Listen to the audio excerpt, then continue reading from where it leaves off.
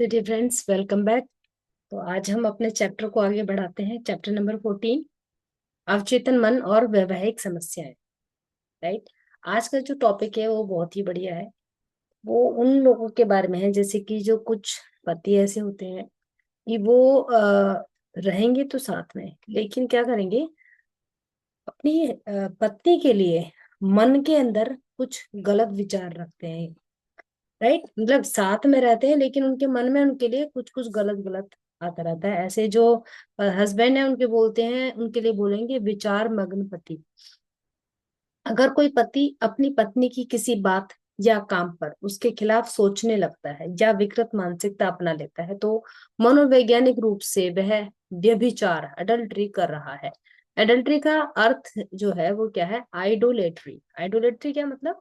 नकारात्मक और विध्वंसात्मक चीजों पर ध्यान देना, मतलब गलत बातों पे, नकारात्मक चीजों पर उसका क्या है, उसका जो ध्यान है वो वहां पर है। जब कोई व्यक्ति खामोशी से अपनी पत्नी के प्रति द्वेषपूर्ण या शत्रुतापूर्ण होता है तो वह बेवफाई कर रहा है। वह अपनी शादी की कस्मों के प्रति वफादार नहीं है, जिनमें उसने उसे जिंदगी भर प्रेम करने, चाहने और सम्मान करने का वादा किया था। चुप्पा, कटु और द्वेषपूर्ण पुरुष कोशिश करके अपनी तीखी टिप्पणियों को निगल सकता है, अपने गुस्से को दबा सकता है और परवाह करने वाला दयालु या शिष्ट बन सकता है। वह मतभेदों को कुशलता से मोड़ सकता है। तारीफ और मानसिक कोशिश करके वह विरोध की आदत से बाहर निकल सकता है। जब वह अपने अवचेतन मन में शांति, सामंजस्य और प्रेम के विचार रखेगा, तो वह पाएगा कि उसके न सिर्फ पत्नी बल्कि जीवन में बाकी सभी के साथ भी ज्यादा अच्छे और मधुर संबंध है। सद्भावना पूर्ण अवस्था अपना ले और अंततः आपको शांति तथा सद्भावना मिल जाएगी। मतलब कि अगर आप मन में नकारात्मक भाव लेकर के जियोगे, फिर क्या होगा? आपकी लाइफ खराब हो जाएगी। तो आप अगर शांत हैं, तो ये जो द्वेषपूर्ण और ये सब चीजें हैं, इनको छोड़ करके टिप्पणियों को आप शांत बंद कर दें, टिप्पणी ना करें और अपने मन को एक अच्छी, शिष्ट, दयालु वाला मन बनाए। फिर उससे क्या होगा? जीवन आपका अच्छा होने लगेगा और आपकी पत्नी के साथ ही नहीं, आपकी जो ये संबंध है और आपके जो रिलेटिव्स है, आपके संबंधी है, उन सबके साथ भी अच्छे हो जाएंगे। बहुत बड़ी गलती क्या होती है वैवाहिक जीवन के अंदर?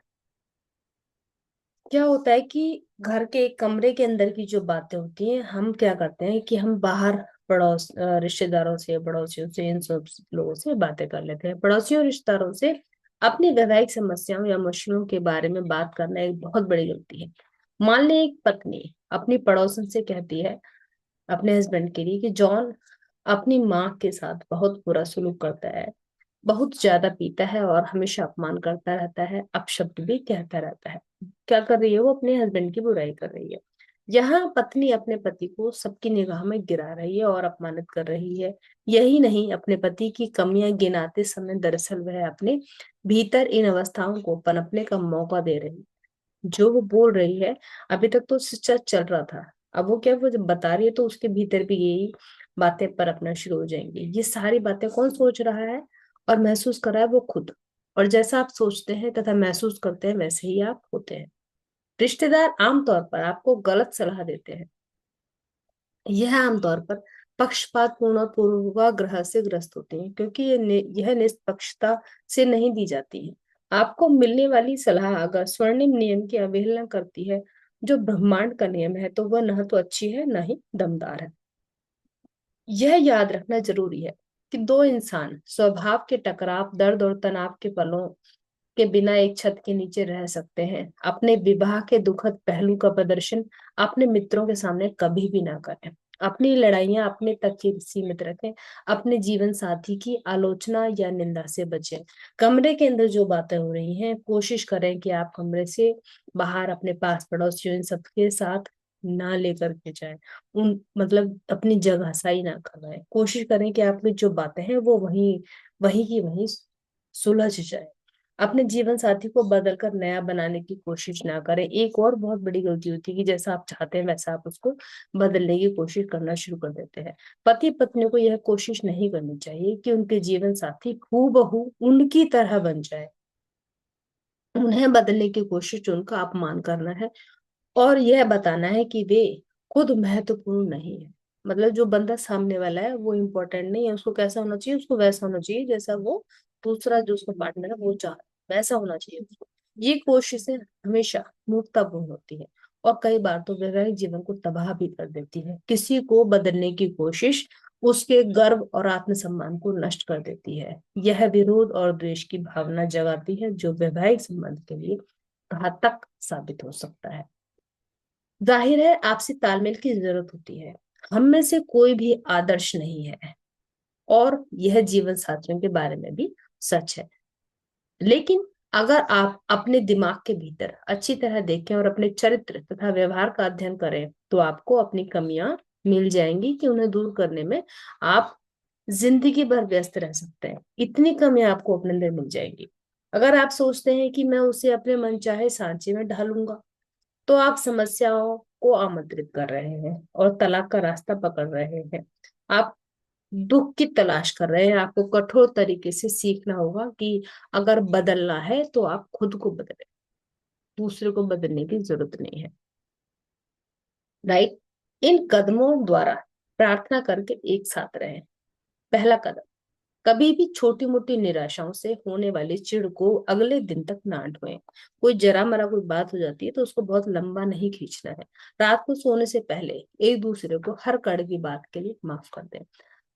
आप सुबह जिस पल जागे यह दावा करें कि असीमित बुद्धिमत्ता आपको सभी तरीकों से मार्गदर्शन दे रही है, यानी कि आपकी जो इनफाइनाइट इंटेलिजेंस है वो क्या कर रही है, आपको गाइड कर रही है सारे तरीकों से कि कैसे जीवन अच्छा चलेगा। तो वो आपको इस तरह की इस इन ऐसे वाली चीजों के लिए गाइडेंस दे रही है। शांति, सामंजस्य और प्रेम के विचार अपने जीवन साथी, परिवार के सभी सदस्यों और पूरी दुनिया की तरफ भेजें।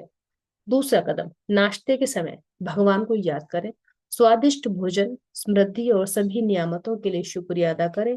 यह सुनिश्चित करें कि टेबल पर समस्या, चिंता या बहस की बातचीत ना हो। जो आप लेकर के बैठेंगे वही खाने में खाएंगे, वही एनर्जी आपकी बॉडी के अंदर जाएगी और वही फिर आगे बढ़ेगी। यही डिनर पर भी लागू होता है। अपने जीवन साथी से कहें कि मैं आपके सभी कामों की सराहना करता हूँ और दिन भर आपकी ओर प्रेम तथा सद्भाव फैलाता हूँ। तीसरा कदम, पति पत्नी को हर रात बारी बारी से प्रार्थना करनी चाहिए। अपने जीवन साथी को अनदेखा ना करें, उसे इग्नोर नहीं करना है। अपना प्रेम और सराहना जताएं। निंदा, आलोचना और चिढ़ के बजाय प्रशंसा, सद्भाव के विचार रखें। शांत घर और सुखद वैवाहिक जीवन बनाने का तरीका प्रेम, सुंदरता, सद्भाव, आपसी सम्मान, ईश्वर में आस्था और सभी अच्छी चीजों की नींव रखना है।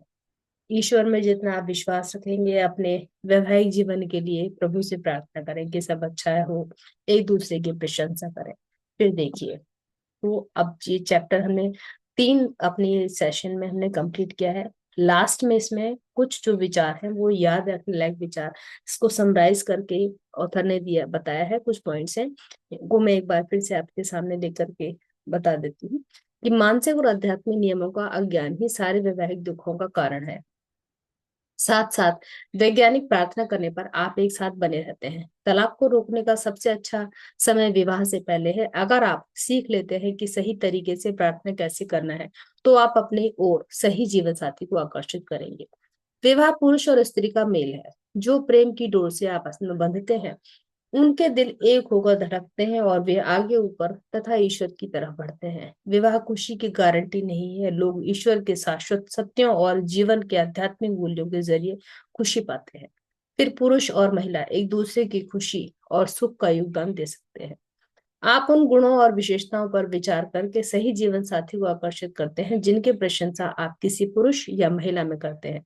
फिर आपका सबकॉन्शियस माइंड आपको दैवी विधान में एक कर देगा। आप जीवन साथी में जो चाहते हैं उसके मानसिक संतुल्य को अपनी मानसिकता में बना लें। अगर आप जीवन में सच्चे, ईमानदार और प्रेमपूर्ण जीवन साथी को आकर्षित करना चाहते हैं तो आपको खुद ईमानदार, सच्चा और प्रेमपूर्ण बनना होगा। ये नहीं कि आप बेईमानी कर रहे हैं और आप चाहें कि दूसरा बंदा आपके साथ नहीं ईमानदारी करे, तो ऐसा नहीं होगा। उसके लिए आपको खुद को भी वैसा बनना पड़ेगा। आपको शादी में गलतियां दोहराने की जरूरत नहीं है। जब आप सचमुच यकीन करते हैं कि आपको आदर्श जीवन साथी मिल सकता है तो आपको अपने विश्वास के अनुरूप ही मिलेगा। विश्वास करना किसी चीज को सच मानना है। अपने आदर्श साथी को मानसिक रूप से इसी समय स्वीकार करें। इस बात पर हैरान ना हो कि जिस जीवन साथी के लिए आप प्रार्थना कर रहे हैं वह कैसे, क्यों और कहाँ मिलेगा। अपने सबकॉन्शियस माइंड की इंटेलिजेंस पर पूरा भरोसा रखें। इसके पास अपने लक्ष्य को पाने की शक्ति है। आपको इसमें कोई इंटरफेयर करने की जरूरत नहीं है। यदि आप अपने जीवन साथी के प्रति दुर्भावना, दुश्मनी, गुबार और चिढ़ रखते हैं तो आप मानसिक रूप से तलाकशुदा हैं। आप मानसिक रूप से अपने मस्तिष्क में उसकी गलतियों पर ध्यान केंद्रित कर रहे हैं। अपने वैवाहिक कस्मों पर चलें। मैं जीवन भर उसे प्रेम और सम्मान देने का वादा करता हूँ। जो आपने ये 7 फेरे लिए थे उस टाइम उसको वचन दिया था। अपने जीवन साथी के प्रति डर के विचार रखना बंद करें। डरना नहीं है, मतलब डर रहे दैट मीन्स आप उस पर विश्वास नहीं रख रहे हो। प्रेम, शांति, सद्भाव और तादात्म्य के विचार रखें। अपना आपका जो वैवाहिक जीवन है दिनों दिन अधिक सुंदर और अद्भुत होता जाएगा। एक दूसरे के प्रति प्रेम, शांति और सद्भाव प्रसारित करें। आपका अवचेतन मन इन कंपनों को पकड़ लेता है। जो वाइब्रेशंस आप भेजते हैं उनको पकड़ता है वो, जिससे आपसी विश्वास, प्रेम और सम्मान बढ़ता है। आप बेशक अपने मुंह से ना बोले लेकिन अपने दिल से जो वाइब्रेशन भेज रहे हैं वो सामने वाला पकड़ता है। चिड़चिड़ा जीवन साथी आमतौर पर ध्यान और सम्मान चाहता है। यदि चाहे हस्बैंड चिड़चिड़ा हो या वाइफ चिड़चिड़ी हो, इसका मतलब क्या है कि वहां पर कुछ ना कुछ कमी है। वो क्या चाह रहे हैं कि आपका ध्यान और आपकी तरफ से सम्मान चाह रहे हैं। वह प्रेम और स्नेह का भूखा है। उसके कई अच्छे गुणों की तारीफ करें और उसे ऊपर उठाएं।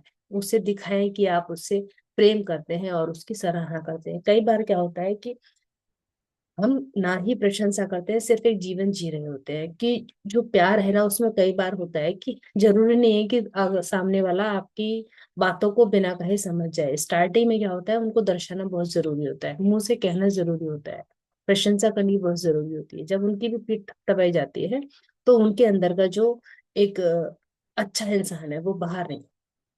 तो ये बहुत जरूरी है इस तालमेल को बना के रखने के लिए। जो जीवन साथी एक दूसरे से प्रेम करते हैं वे शब्द, कर्म या मन में कोई प्रेम विरोधी या दया रहित काम नहीं करते हैं। वे प्रेम वही करता है जो प्रेम होता है। जिसके दिल में प्यार है वो ही प्यार कर पाएगा। वैवाहिक समस्याओं में हमेशा विशेषज्ञ की सलाह लें। आप ये नहीं कि पास पड़ोस में जाकर के बोलना है। आपने क्या करना है कि जो विशेषज्ञ हैं उनसे बात करनी है। आप दांत निकलवाने के लिए कारपेंटर के पास नहीं जाते हैं। इसी तरह आपको अपनी वैवाहिक समस्याओं के बारे में अपने रिश्तेदारों या दोस्तों से बातचीत नहीं करनी चाहिए। जो सही सलाह दे सकता है उसी से बात करें। अगर आपको सलाह की जरूरत हो तो किसी प्रशिक्षित सलाहकार के पास जाएं।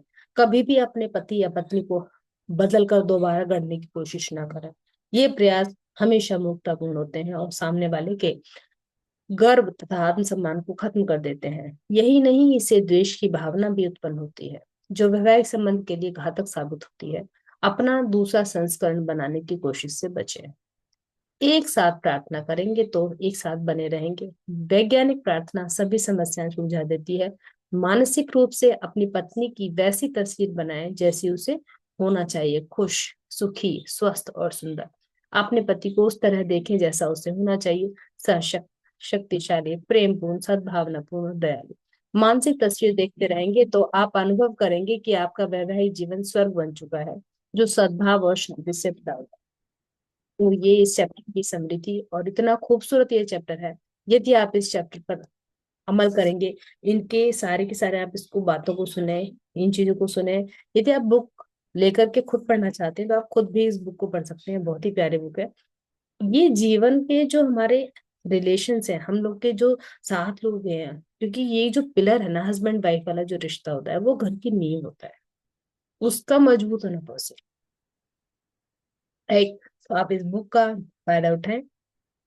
बाकी मैंने इसमें कोई ऐसा टॉपिक नहीं है जो आपको ना बताया हो। तो आप इसको बार बार सुनेंगे तो आपको समझ में आ जाएगा कि आपको करना क्या है।